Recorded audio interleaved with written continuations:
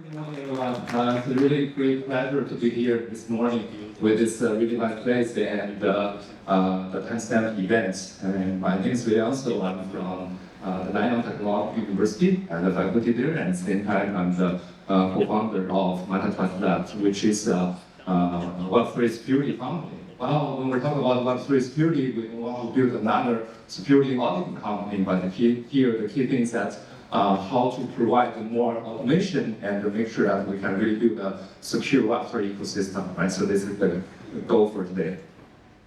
So this is a little bit myself. So I'm co-founder of MetaTrust, and at the same time I'm holding a position in the university and a number of other different things, I think, which is not really important. But the key thing, this is the things we want to discuss today.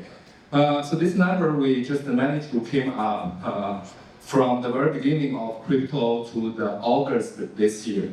And this is the numbers for the money which have been stolen in blockchain due to the hacking, which is around $30 billion. If you look at the current market cap of total Web3, this is probably 10 times of the market cap nowadays, which is a huge number. And the sad thing is this is still counting. And another sad aspect is that this number may not even accurate because there are many other security incidents which have not been fully reviewed to the public. Right, so this is security is a really, really serious problem. And there was a joke sometimes when I talk to my friend, they said the group of people who are most successfully transit from Web 2 to Web 3 is the hackers. Which in the sense is true, but on the other hand, we feel a little bit sad. And given these numbers and incidents, we are asking one important question: why we cannot make the Web3 secure? Right? Fundamentally, what are the key challenges? However, when we start looking to this question and we spend some time to figure out what are the attack surface of the Web3 has, it turned out to be very, very complicated. So this is the map we summarized to cover the different layers, layer 1, layer 2. Now we have smart contract, and on top of smart contract, we have the different applications. When we look at these numbers, we see so many different kind of jargons. I don't think any developer who is developing the smart contract is able to remember. Don't talk about the comprehension. Even to remember these terms may not be a simple thing. How can you expect them to write a smart contract without vulnerability? Right, so this is actually a very, very challenging thing. And at the same time, there's another aspect of this smart contract, because we are largely rely on auditing to do the kind of job to ensure security, but many of these aspects go beyond auditing things. For example, when we talk about software supply chains, because most of the contract nowadays also actually copy-paste the code from a third party. When we ask the auditing company to help to do the auditing, they will not verify again and check again about all the third-party libraries. This introduces another dimension of the risk. So even the security experts, they may not be able to help you to fully validate all vulnerabilities. How can you expect the contract, the project, token project, when they launch publicly, there is no vulnerability. So this is really a tall order when we talk about Web3 security. Well, to address this is the things we are proposing. And the key idea is that we don't want to wait to the last minute when we finish development and ask the security auditing company to say, help me find vulnerability for me. What we are trying to do is that we want to come in and help the developer to see, okay, how early we can push forward about the software security automation so that when they start the development, we have already helped them to building the security design, the security by design concept, to help them to do more checkings in their code. And once the solution is launched, then we help them to do the 24/7 monitoring. So this is the things we want to leverage to give the developer the full support during the software development life cycle. So they are not left alone, and then we just wait for the last minute auditing report. So this is the whole idea about MetaTrust. We want to bring the automation, bring the intelligence, so that security is done by the developer, by the builder, as early as possible. And with all of this, we want to also have a Metascore, which is doing kind of security kind of leaderboard, so that give you the kind of idea and rankings about the secure projects at the same time as all these unsecure projects. So you know from the investor perspective what are the important tokens to be here. Right? So this is the overall total solution we're providing. And more concretely, so to bring this thing down into the executable and the checking rules, actually we spend quite a bit of time to turn the huge attack surface into different kind of vulnerability rules and patterns. And trying to summarize all the attacks from this 1,000 plus incidents to see, okay, what are the common attack patterns, and we summarize at the MetaTrust weakness exposure. So this becomes the standard of different kinds of vulnerabilities. And with this clarity, we could develop different tools to detect, to mitigate, to stop different attacks. So this is, I think, the hard work we have done in the last couple of months. And after that, so the first solution we came up is called Metascan, which is trying to integrate different capabilities. For example, here we have a security analyzer. Basically, it's leveraging static program analysis to find different kind of patterns for vulnerabilities. While our security provers is another very powerful engine, leveraging lightweight full method.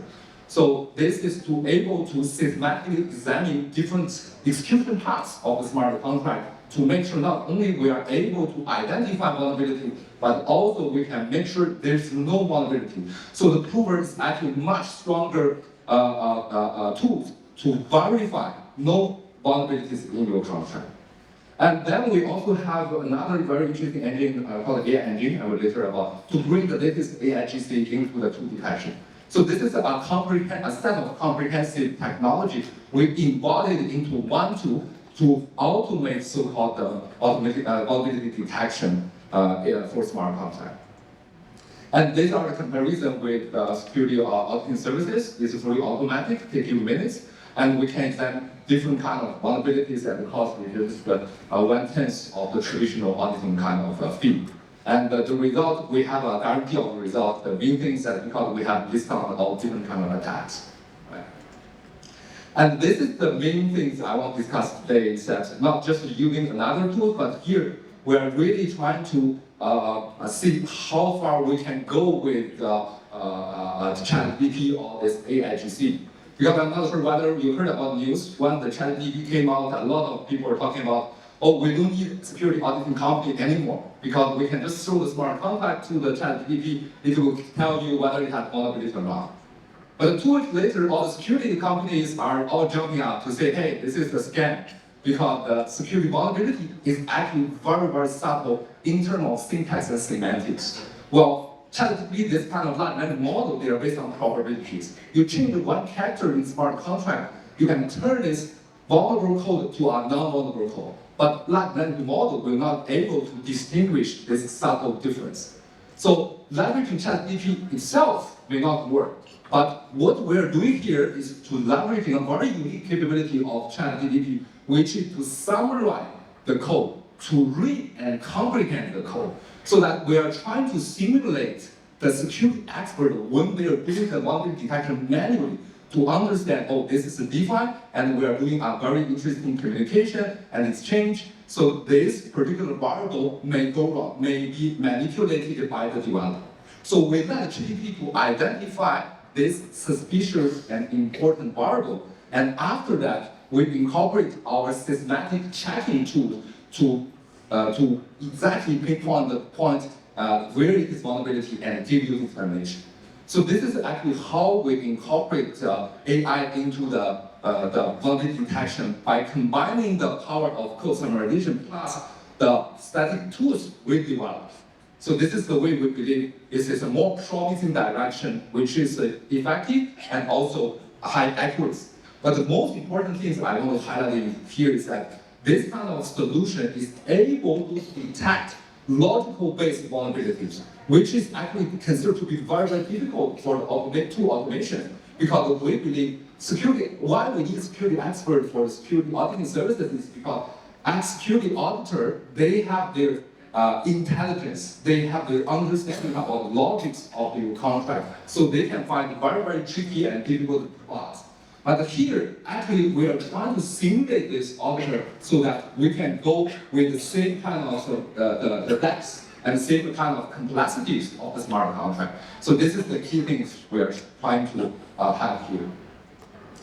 And another one, on the operation side, we are also trying to incorporate almost all the possible solutions in the runtime monitoring. So we have the real-time on-chain monitoring, real-time on-chain blocking, and token checkers, even mitigation, attack detections, and on-chain funding. So whatever technology you can see in the market, we are trying to integrate. And the key thing here is that not only we want to just monitor the services contract, but more importantly, how we can detect the potential attack in the early stage, or even before they're happening. And also, what are the things we could do when we have an attack happening? How can we stop this attack early? So this is actually the more important aspects of the security analysis or security monitoring of the smart contract, right? And the last thing, this is the MetaTrust. We spent quite a bit of time to figure out what are the important dimensions if you want to evaluate security of a particular token or particular project. So these are the things we came up: security development, security, recent attacks, transaction risk, security investment, reputation, and development process risk. So this is a comprehensive set of metrics we can evaluate the security of a particular token. But more important thing, this thing is not just collected from some different website. Most of this number actually are automatically calculated based on the engine I mentioned previously. So this number provide more white box information, white box views about different kind of tokens, which tend to be more accurate. So this is, I believe, it's very important not only for the token developer, but also for the ecosystem, whoever interested in the investment of different tokens, this can provide a good reference for you. So this is the final slide, and this is the big things we want to announce today. To leverage this platform and stage, we want to see we're not just want to build these security solutions, but we really want to contribute to the economy. Web3 is very open. It's talking about transparency, talking about sharing. So here, this is the time I want to announce that we are open source the first AI-empowered Web3 vulnerability detection engine. And with the goals that we open up this platform, we hope everyone can contribute in terms of the vulnerability rules, in terms of the vulnerability detection capabilities, so that we can share this with everyone, with the goal that we can build a more secure Web3 ecosystem. I think that's all. Thank you very much.